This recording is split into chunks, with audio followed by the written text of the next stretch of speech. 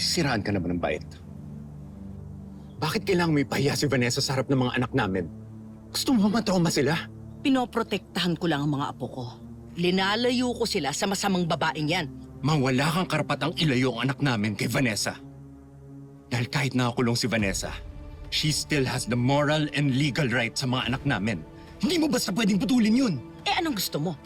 Lumaki ang mga apo ko na nakikitang example ang isang kriminal? So we're talking about bad influence here, ha? Bakit, ma? You think you're a better influence? Dahil palasim ba kayo? Huwag na tayong maglokohan. Mas malala ka pa nga, ma eh. Dahil ipinagpalit mo ang pamilya mo sa iba't ibang lalaki. Pati ba ma ang sakit mo husgahan? Kaya next time, huwag mong huhusgahan ang asawa ko sa harap ng mga anak namin. Lalo't di pa napapatunayan may kasalanan siya. Isa pang beses na gawin mo to, ma. Sisiguraduhin kong hindi mo na sila makikita ulit.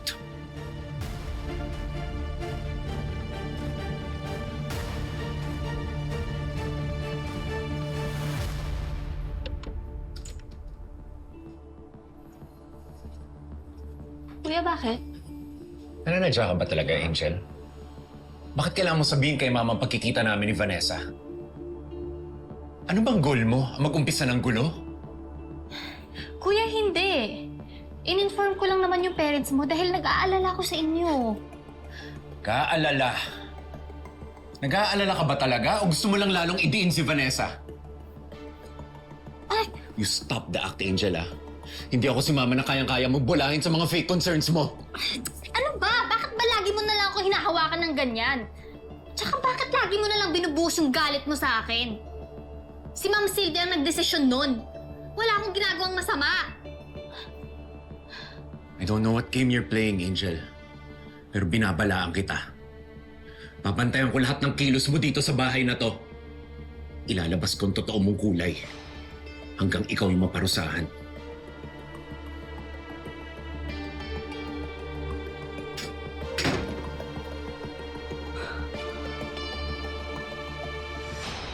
Bakit niyo po ako pinatawag? I've always thought na para kang human CCTV. Walang nakakalampas sa'yo.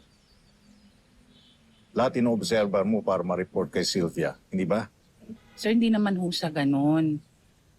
Mapagmasid lang po talaga ako para sa ikakabuti ng pamilya. Precisely. Kaya ikaw ang kailangan ko ngayon.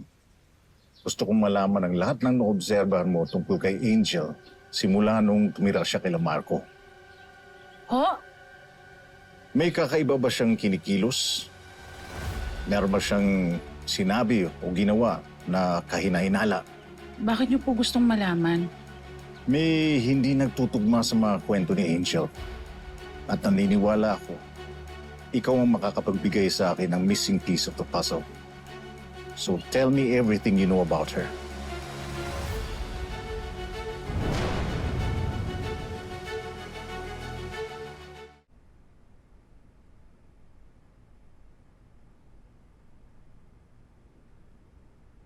Tony, tulungan mo ako doon. Ani? Sige. Ba't na ba kasi? Just...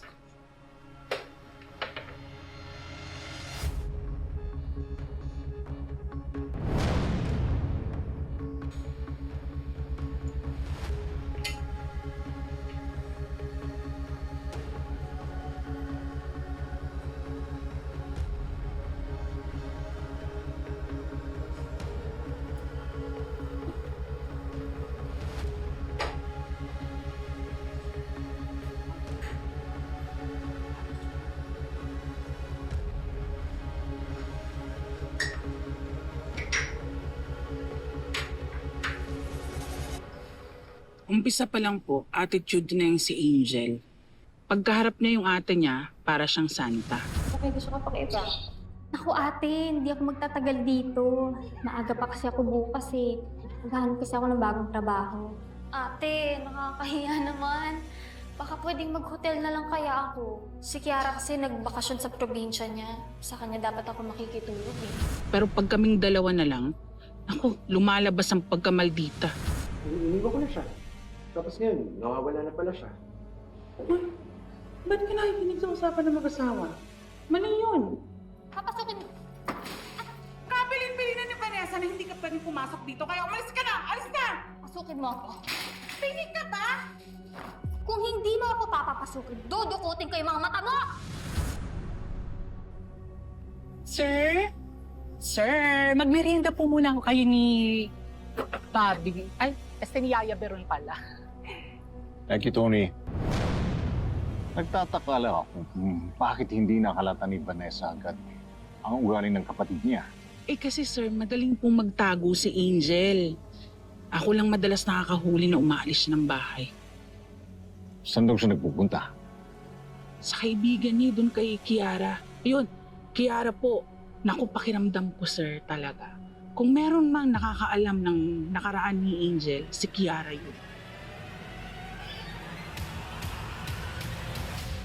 So, ayun nga, Bes. Sabi ni Lorraine, nakalive daw yung presiding judge na humahawak ng raffle. So, hindi pa mapirmahan yung order. Hindi rin maset yung date ng bail hearing. So, paano stuck na lang ako dito?